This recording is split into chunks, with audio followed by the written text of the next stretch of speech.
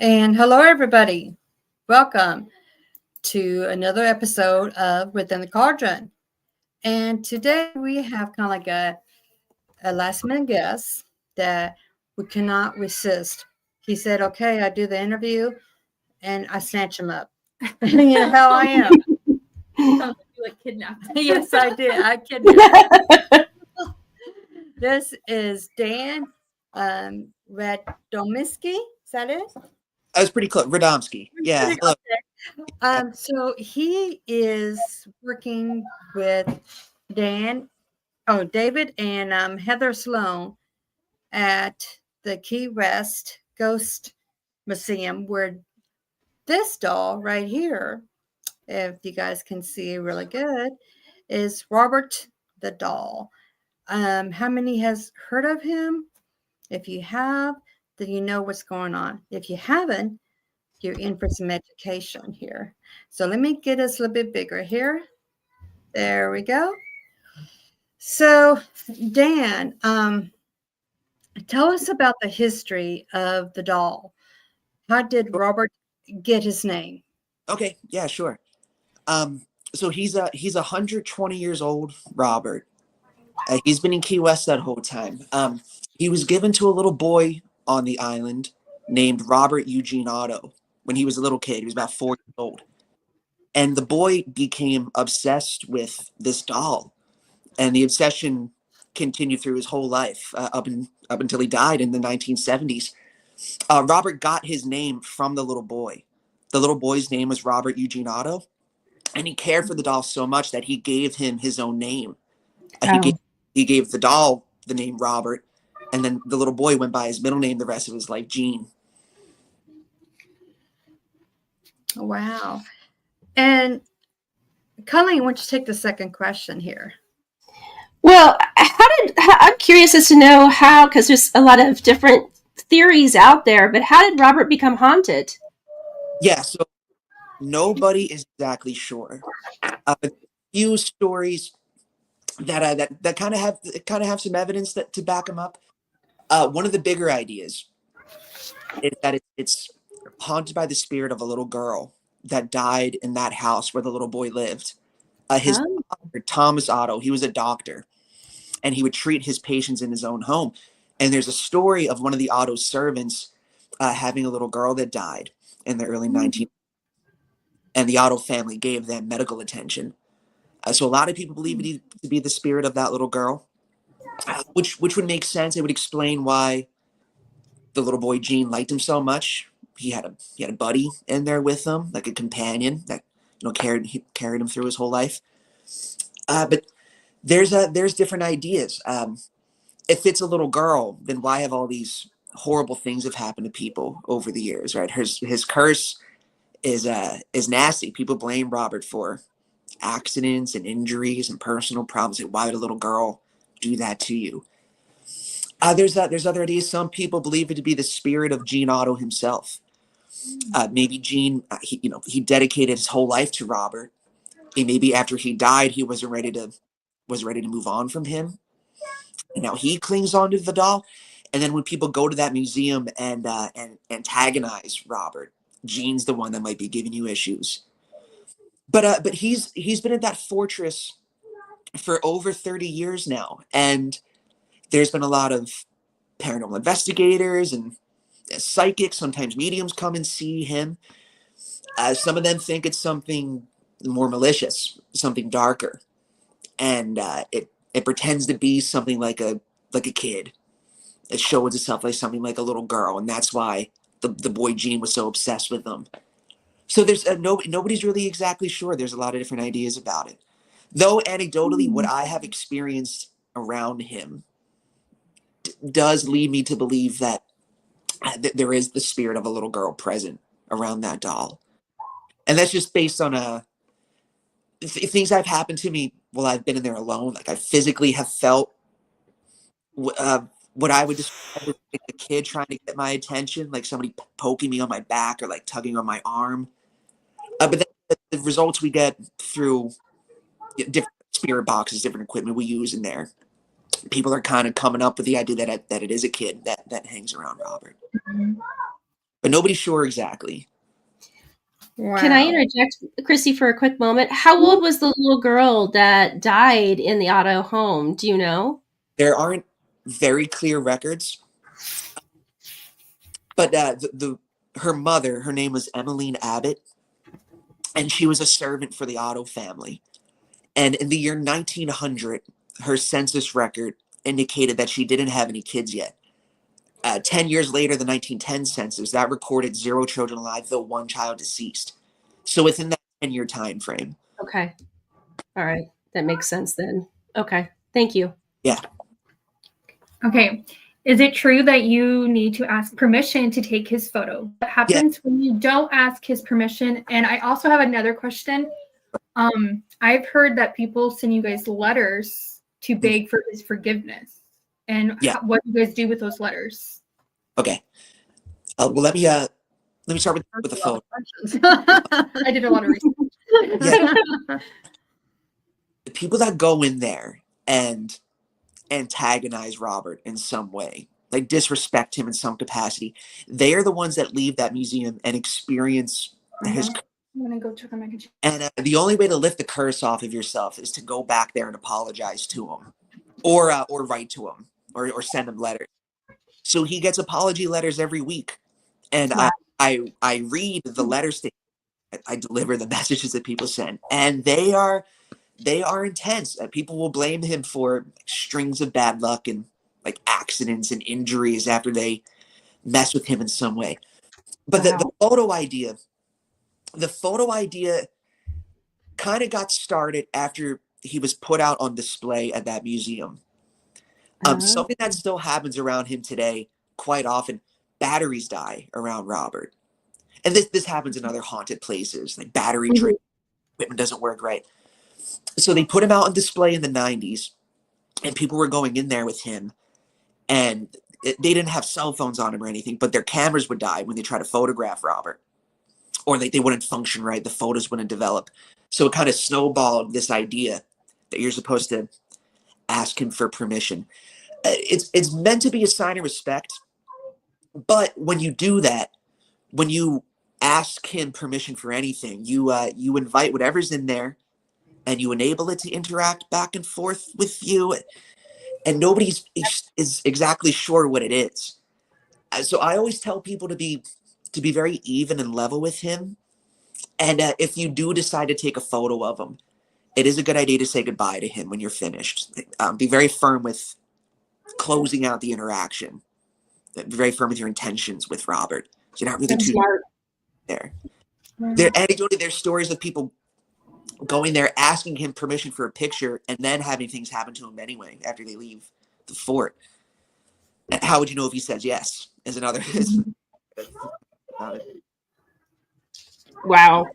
That makes a lot of sense to say goodbye. Totally. As a medium, you close out what you're dealing with and thank them and move on. Every single night, walk out of that with him. Yeah. I try to stay level with him. Mm-hmm. I do say hello and bye to him every night. I'll read him the letters when they come in. And it's an odd feeling just being around Robert. You definitely feel the presence of something there with you. Have any of you guys ever met him? No, it's a bucket list item of mine for sure. Same. Mine too. Nick, you have the next question. So I've heard that Robert enjoys listening to music. Is there a particular type of music that he prefers, or why does he enjoy the music? Well, during the day they have a slideshow playing in there of the different letters that people send to him, and they play music box music in there. Well, this is a good one for you. When my boss David was starting to put together the tour there at the fort, when he was practicing and getting everything ready, he played a lot of Motley Crue. And then this night that he was offering the tour, he got a name signed up under Vince Neil, and then David's the name. It was like what are the odds of that? Like this guy's named Vince Neil.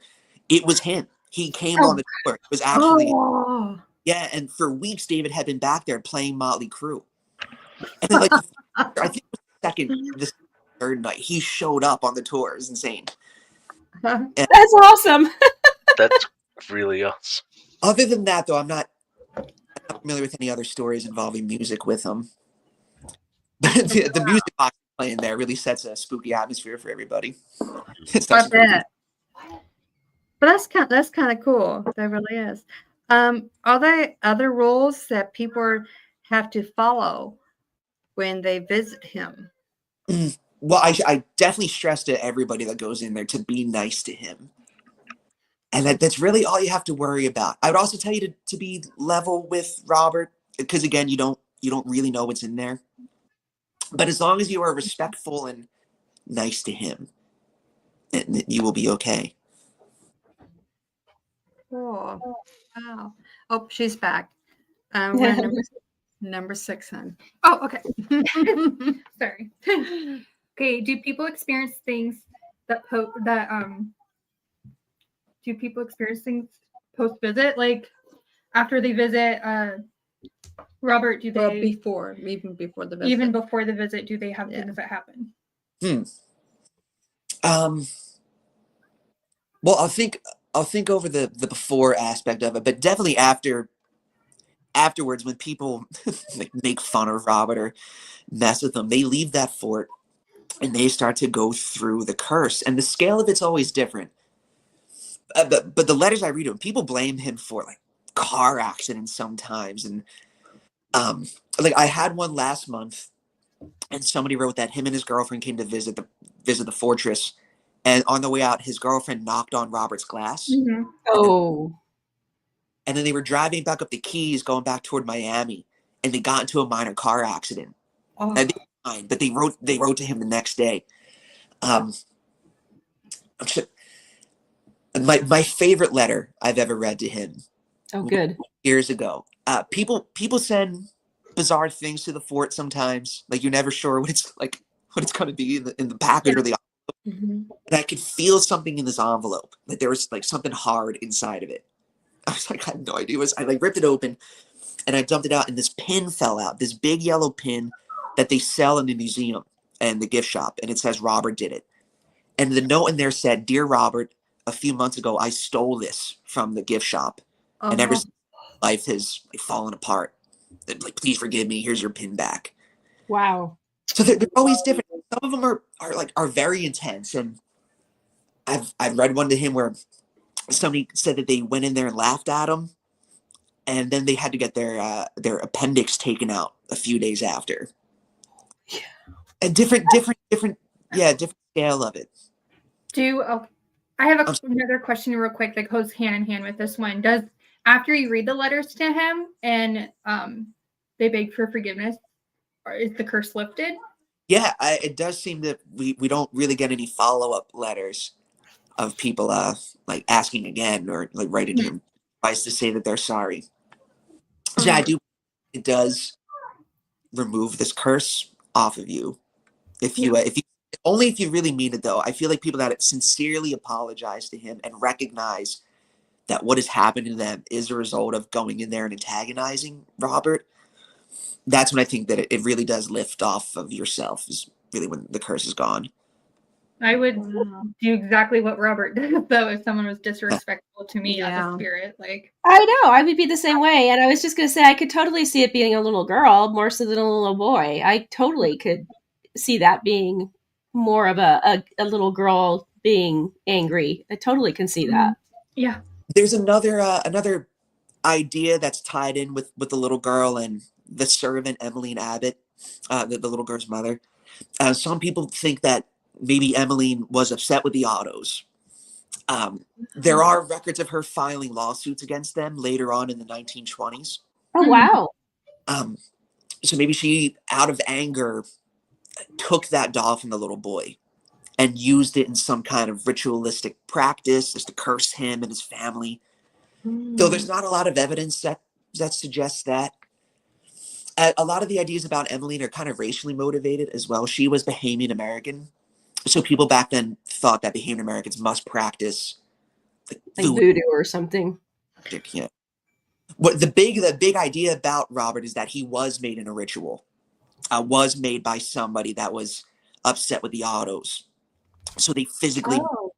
type of ritual and gave it to the little boy.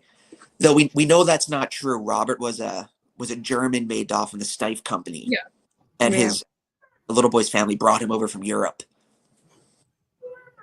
Wasn't it his like grandfather that gave it to him or something like that? Yeah. Mm-hmm. Yeah. Oh, wow. Wow. Colin, we're back to you, hon. Does he ever travel outside of the museum or the building that he's in? Does he do any travel shows or anything like that, or is he just basically stagnant in one little place there? Or He's pretty much in there the whole time. There's been a few times that they took him to a few places. It's been years though since they've moved him really. Maybe like 10 years ago, they flew him out to Las Vegas to film with the Ghost Adventures guy, Zach. oh, And I forget the name of his show, but it was about haunted and cursed items, and they brought Robert and they filmed an episode. About his haunted museum. Really, yeah. I'm not sure what year, but they brought him to a convention in Tampa Bay, some paranormal convention up there. But other than that, he's permanently at the museum unless a hurricane comes along, and then they'll take him out because the fortress he's in is right on the ocean, so they get him out of there. Yeah, they take him to the place. I bet So- that. How did that go with the Zach Baggins showing? I mean, were you present for that, or somebody was present, obviously, for that? So how did it go? The curator of the museum was with Robert, and she went to Vegas with him. I've seen clips of it. One of his co-hosts on the show was an older gentleman. He's kind of like his assistant on the show. And, he comes in the room while they're kind of talking about Robert, and Robert's sitting right there in the middle of them. And his assistant came in and made some kind of weird expression and kind of laughed at him. Made a joke about him. And then off screen, you heard this guy start to like choke. He like couldn't catch his breath. He started to cough really hard. And they believe it like he immediately disrespected him. And then he came back in the room and then said sorry to Robert. And then he seemed to be fine afterwards. I was curious to know how it went because I know with that particular show, there's a lot of, almost antagonizing of things. And so I was kind of curious as to how that goes. He has a museum and has another haunted doll named Peggy there that's very similar in the sense of how you walk in the door, you're supposed to say, good morning, good afternoon, Peggy. You're respectful of her. And when you leave the room, you say bye to Peggy. If you don't or antagonize her, they've also had similar situations where things have occurred to people post-visit. So that's why I was kind of curious as to whether or not he was respectful to the doll or what happened. So it sounds like they had, It and Robert and seemed to appreciate his history and the story about him. Right. Yeah. Oh, that's cool. Very cool. Good. Wow. Back to you, Nico. We are number 8, hon. I had to go find my window. When traveling, have you experienced or heard of any mishaps caused by Robert? Like when he's been elsewhere outside of Key West? Yes. There's really not too many stories. The best example would be that one of Zach's assistant kind of like choking after he messed with him. I think it went smoothly when they brought him to Tampa Bay. Other than that, I mean, he's really only been in a few places his whole life. He was in the Gene Otto's home for about 70 years. After that, after Gene died, he remained in that house for a while until the new owner found him up in the attic. And then that lady, Myrtle Reuter, she kind of became obsessed with him too, and she developed a pretty strong relationship with him. Oh, wow. And she took Robert with her, and she had him until 1994. In August of 1994, Myrtle went to the fortress and, with holding Robert, asked the museum to take Robert off of her hands. He said, "This is Gene Otto's Robert. I can't. He's haunted. I can't have him anymore. Like, please take him." And she left him there, and he's been there ever since. Wow. Did she talk about anything that had occurred to her by chance, or did she even get into that with the museum or not? Yeah, so she had experiences around Robert, but she felt, when she found him up in that attic, she immediately felt the presence of a child like spirit. So she cared for him for quite some time, until August 1994, the night before she left him at the night before she left him there. She told the staff that Robert locked her in her closet and like held the door shut. Physically got up, and she couldn't get out of her own closet. That she that, that so it's a question as to why that. She seemed to have cared for Robert. Wow. Yeah, I have a question. Okay, so has he ever been transferred over from case to case? Like you see, Annabelle had to transfer from case to case. Are they transferring him from case to case too? Well, when they first had him on display at the museum, he was in a bigger display case that had other Key West artifacts in there. And then when his story became a little more popular, they gave him his own display case. That's really the example of him, moving around in the museum. Yeah. Okay. Okay, have you had any mediums who have visited Robert, and what did they say after meeting Robert? Yeah, I mean, people come quite often that say that they're, even if they're just a bit sensitive, but we have people that say that they're practicing mediums in common. They feel the presence of different spirits in that doll, and it's hard to tell where he is, where Robert lives. In Fort East Martello is a Civil War fortress built in 1862, and a lot of people have died in there over the years. And the exhibits in the museum are all Key West artifacts from different families that have lived there for a long time. So some of them may have attachments to them, but it's kind of, you're in the fort, what you're there interacting with. So medium psychics come in, they feel multiple entities around Robert. They could be spirits that are attached to him, multiple spirits that are attached to the doll, or they're picking up on somebody else that's in the fort too. So it's kind of hard to decide what you're kind of dealing with in there. Wow. Do you have any live camera feeds that is on Robert so the public could watch from their homes? No, there is not. No, they have a security camera in there. But the fort, the internet doesn't really work in there because it's like 8 feet of brick on either side of them. So like there's no signal in there. So it really just doesn't work. Wow. Okay, I have a question. I know like a lot of like paranormal shows and a lot of when the doll is on live video, does anybody have like any bad experiences with that? Do you know what I mean? Watching like watching him live. We do get a lot of letters where people write that they apologize just for seeing him on YouTube or like a photo or online or like on a TV show. I mean, people are very afraid of him and they feel like just looking at him without getting some type of permission from Robert, they write to him and say, like, "Dear Robert, I'm sorry for seeing you. Like, please forgive me for looking at you." But I don't know any real concrete substantiated stories of somebody that just saw a clip. I also believe like it's your intention too, like seeing a photo of him. You know what I mean? Like if you have the intention that something horrible is going to happen, then you're manifesting it. Right. Exactly. But if you have like pure intentions, I don't see anything wrong with it.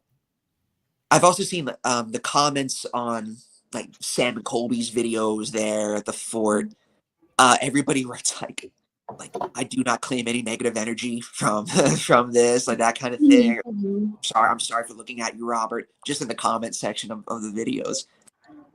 Yeah. Oh, wow. I think just having like that intention that, you know, being respectful, because like as a spirit, you know, how would you want to be treated after, Right. you know? Absolutely. Exactly. Yeah. I mean, obviously it's a little girl. So, I mean, I could see if she was, if it lines up, it kind of lines up with what Dan's saying with the time frame. If she was probably like 6 or 7 years old, up to 10 at the max, is what you were saying, from 1900 to 1910. So I could see, you know, a little girl being, you know, like, don't laugh at me, you know, or I'm going to be mean. So I could totally see that. Totally. I have a 9-year-old son, and he's definitely has that attitude, so I completely see it. Yes. Just saying. Okay, guys. Pretty good. This was a couple of months ago. We were doing the tour that we offer there, and it's a group of like 20 people in the room with Robert. One of the groups had a stroller with them. It was for a little dog, so they had the dog on their lap in the room sitting around Robert, and they left their stroller like kind of behind us. And while I'm telling the story about Robert, the stroller like rolls itself into the room, like somebody was in a stroller, which would line up as being a kid, like a little girl. Yeah. Yeah. She wants to see the doggy.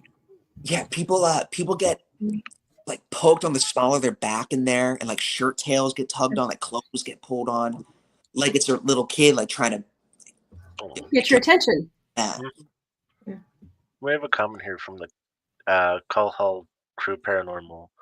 Has anybody ever tried to perform an exorcism on Robert? Not that I know of. No, nothing comes to mind. Wow. Well, Colleen, you're up in the last question we have here. Do you have any documentaries or shows that talk about Robert out there, or that are probably closer to the truth as opposed to like a Ghost Adventures, obviously, or something like that? But any documentaries or anything out there that you could recommend so more people can learn more about Robert? Yeah, there was one a few years ago that's on it's not on like the main Discovery Channel. It's like their side show, like Discovery Plus or like something like that. Oh yeah. They came and filmed about Robert, and that one's pretty good. They have a few people that were coming back there to apologize to him, and they kind of share their experiences of what happened after they antagonized Robert. They do lean into the darker side of it for sure, and some of the info is a little, I don't want to say exaggerated, but they definitely lean into to him being more threatening and scary than I think the real history is. Mm-hmm. The best source of, I mean, I would recommend David's book. It's called Robert the Doll. It's he wrote it years ago when he first started kind of doing his research on Robert, and details his interactions with him, and gives you like a really good basis of history and like the background info. And who was that by again? I'm sorry, Dan. I'm sorry, you cut out there in the middle of. Sorry, and who was the book written by? You said David. Yes. What's David's last name? Sloan. S. Oh, that's Sloan. Okay. Yeah. So David is the owner of Ghost Key West, and we've been doing a tour there at Fort East Martello for just over 5 years now. That's really cool. Actually, I met David when I came as a guest on the tour. I had just moved to Key West from Philadelphia a few weeks prior, and I went on Halloween night for the first time. Oh wow! This was Halloween 2020, and it was also like the blood moon. It was like the really good setting for a ghost hunt. And out in the courtyard of it, I got some pretty good evidence. I got these audio recordings on my phone where you hear somebody talking to me. I showed the videos to David, and I hit it off with them, and I started working there shortly after that. Oh, that's awesome! What a cool job to have, though. Yeah, I really It's very cool. a lot of fun. It's scary sometimes. I'm in there alone a lot. We could, you can psych yourself out in there. I have a question to ask you real quick. Do you have do you feel like you and Robert have a great relationship now? Like you guys are Good question. in a way? Yeah, I feel like there's an understanding, or at least whatever lingers in there around him. They definitely know who we are and know that we're in there for the tour. But I do think that there's an aspect of whatever is in there that enjoys it. Like they like that we're sharing the story and bringing people to visit him. The attention. Here's, but it is fragile. This happened to me over a year ago. I pretty much go in there every night. I have a few other coworkers that can do the tour as well, but it's usually just a year ago. I was about to go on vacation for a few weeks, and I had my coworker with me there that night. My coworker Matt, and I had told him when the tour began that whenever I'm about to leave for an extended period of time, that's when something weird will happen to me. Like they know that I'm gonna be gone for a while. Yeah, well, they do. They do know. Yeah. And it throws off the routine, like what they're used to. And so we were closing up. Everybody left. It was just me and Matt, and we put all our stuff away, and we said goodnight to Robert, and we turned the lights off, and then we start walking back toward the front of the fort, and we were silently walking away from. In the middle of us, we heard we described it as like a growl, like a snarl, like this weird sound that neither of us made, and it was like in between us, like somebody was walking at pace with us. And we heard this weird growl, and we turned all the lights back on. And we were losing our minds. But again, it was strange.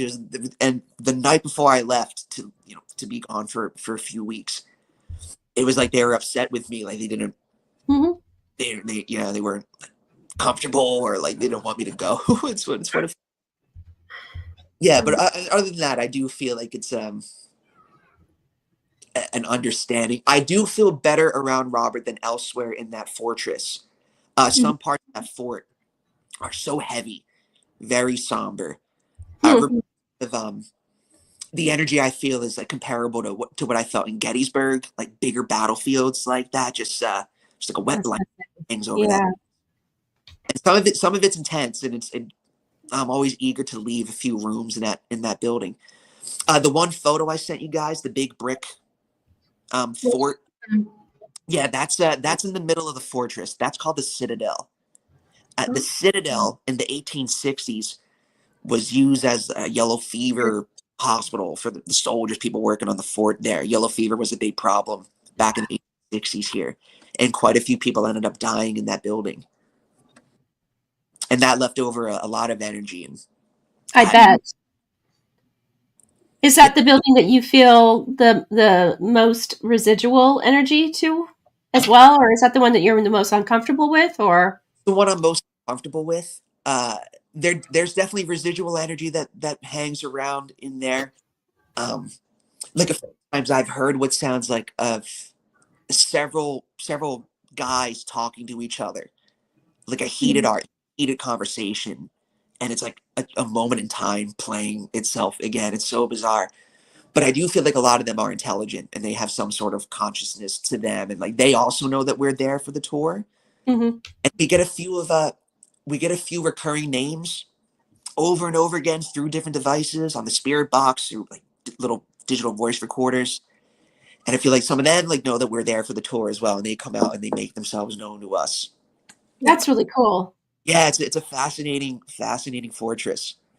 Well, I could see why they would be upset with you leaving, because you have more of a respect for them, know their history, and tell their stories. So I could easily see them being a little upset with you leaving for like disrupting that routine, so to speak, like you were saying. That's what it feels like. Yeah. I would be upset if the person that was kind of like telling my story and kind of like a protector in a way, you know? Exactly. Yeah, I would be completely upset. I'm like, who's going to come into his place, you know? Yeah. Right. You're going to show me the same respect this person is showing me. What's Exactly. What's the other pictures you have too? Oh, so that's a wide view of Key West. And it kind of gives you an idea of what that place would have looked like during the Civil War. Wow. The photo here is from the 1920s. Wow. But there, I mean, really not much change from 1860 to 1920. There was nothing there, that side of the island where the fort sits. Just wasteland, just salt pond and like marsh around them. Wow.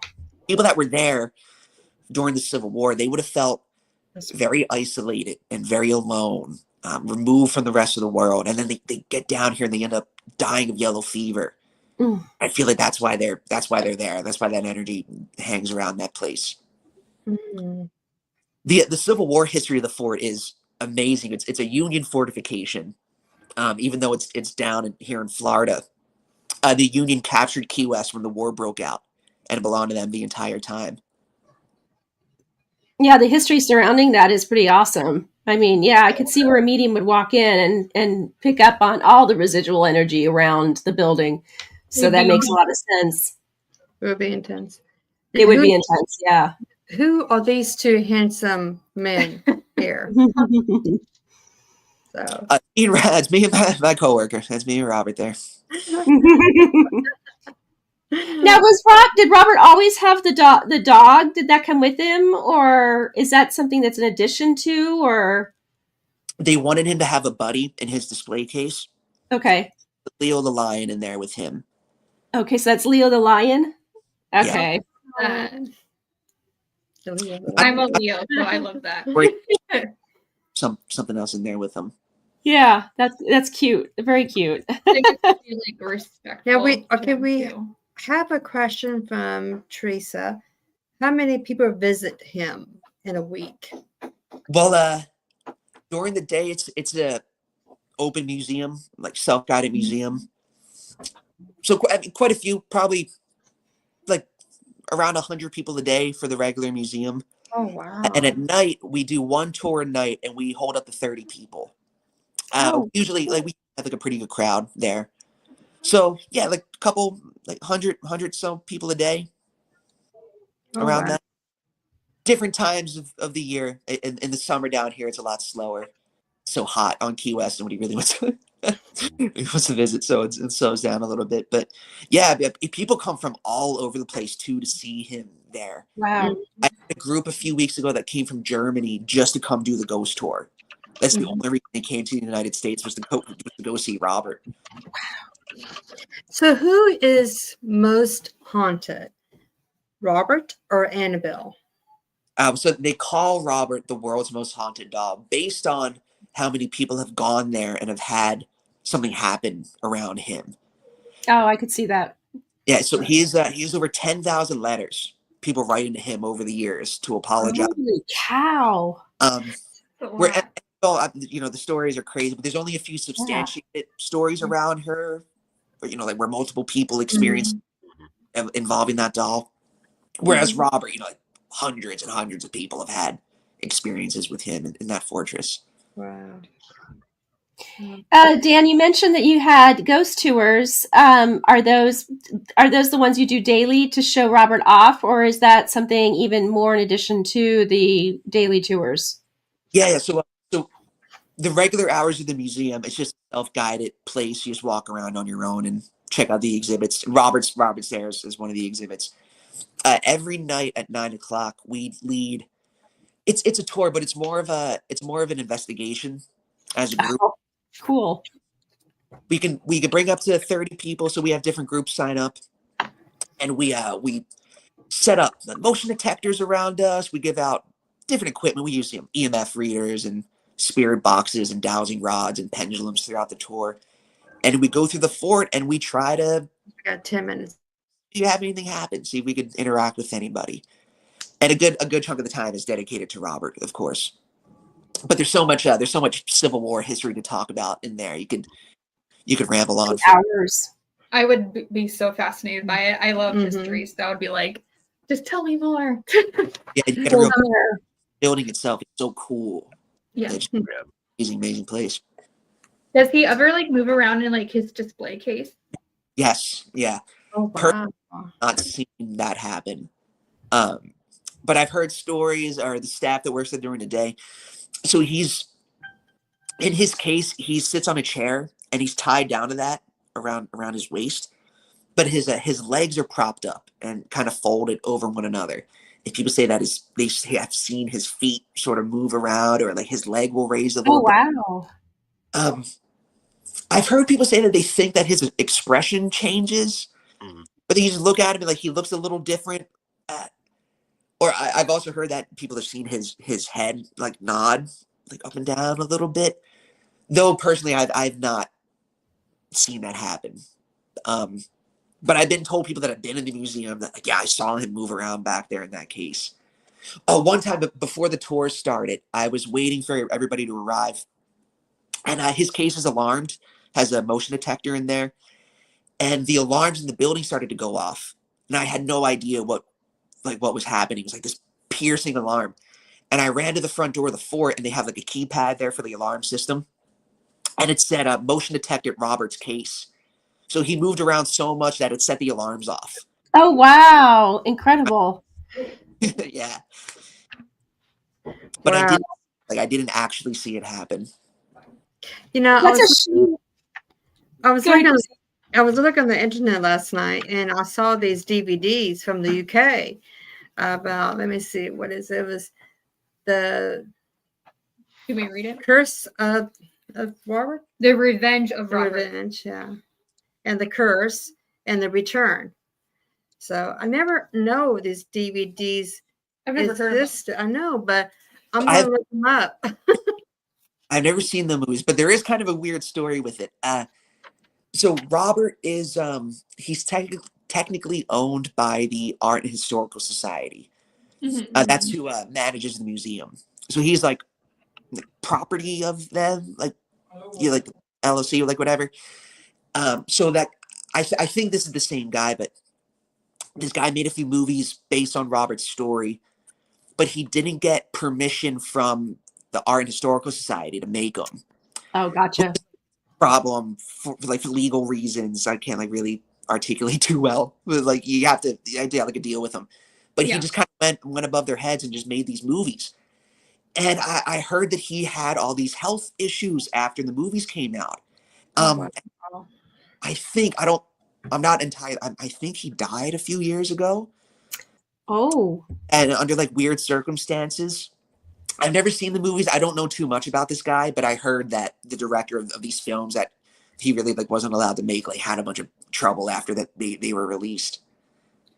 I completely like understand. Like I would be livid as a spirit if someone made these, like just hearing like the title, The Revenge, would make me angry as a spirit. I'm like, are you kidding me?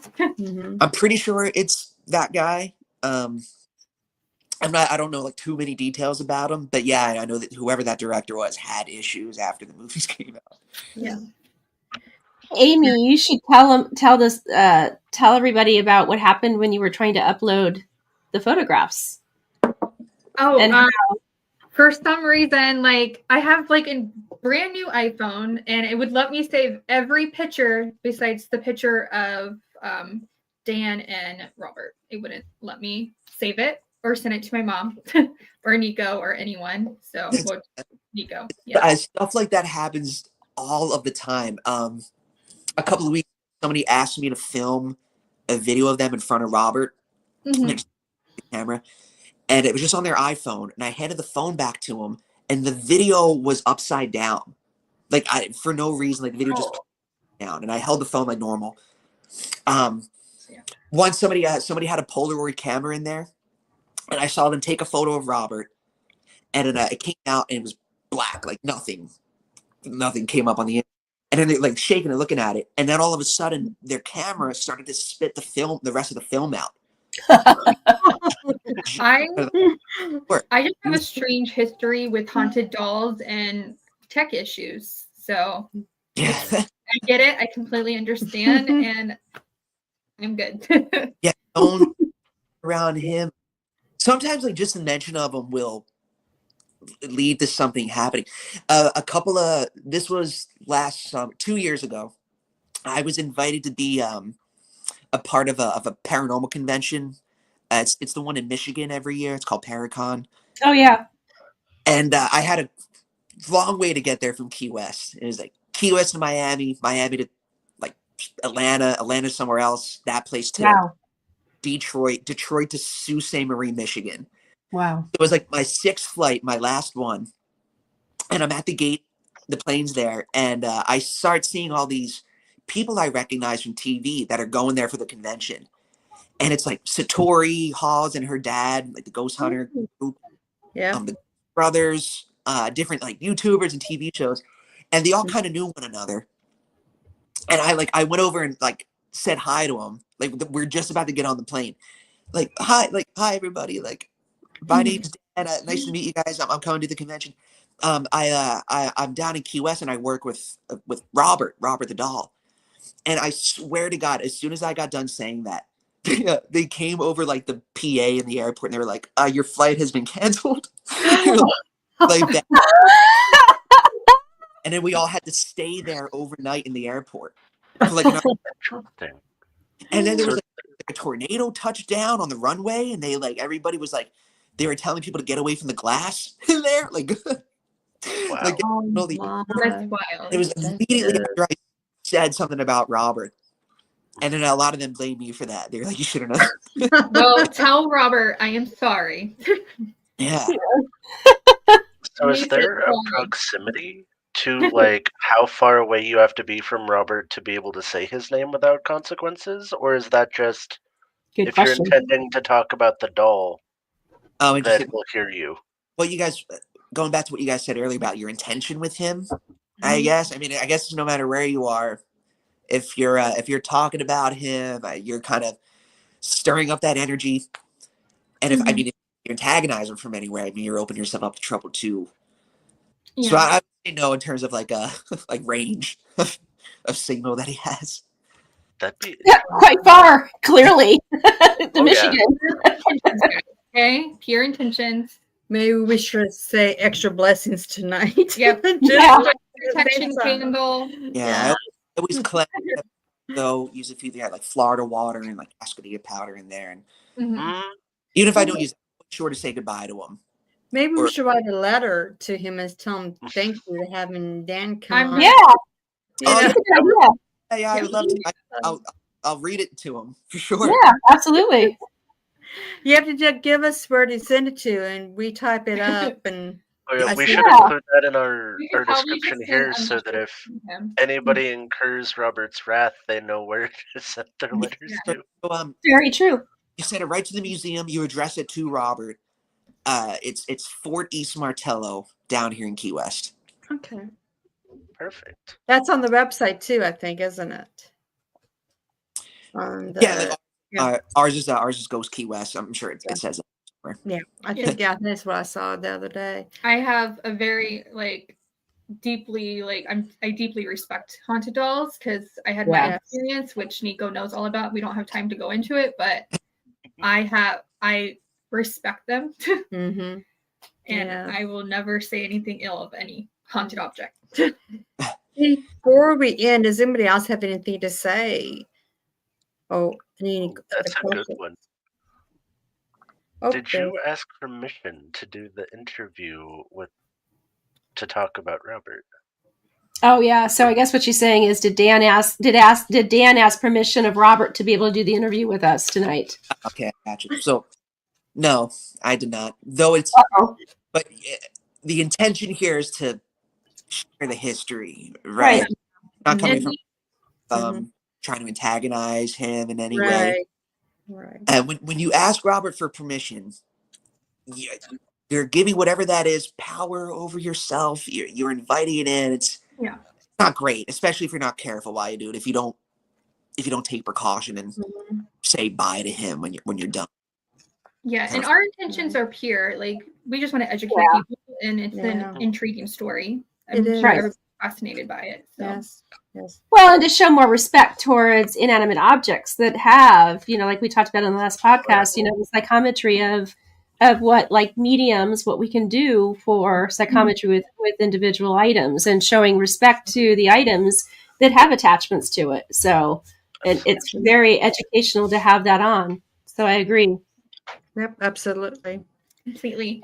So, Dan, you have anything else you want to say before we say goodbye to our audience? if anybody, if you guys are ever in Key West and would like to come along and meet them, we'd be more than happy to have you guys come in. We do a little investigation around them and introduce you guys. Love it. Yes, so our company is Ghost Key West. We do tours of the fort pretty much every night, 9 o'clock. The first hour is guided, and then afterwards we have the option for you to stay longer and independently investigate the fort. And we give you ghost hunting equipment and flashlights to kind of let you freak yourself out a little bit, roam around. So we do one there. We also operate one at the old Firehouse Museum down here in Key West, which is also spooky in there, different energy. But that we have some good activity in there.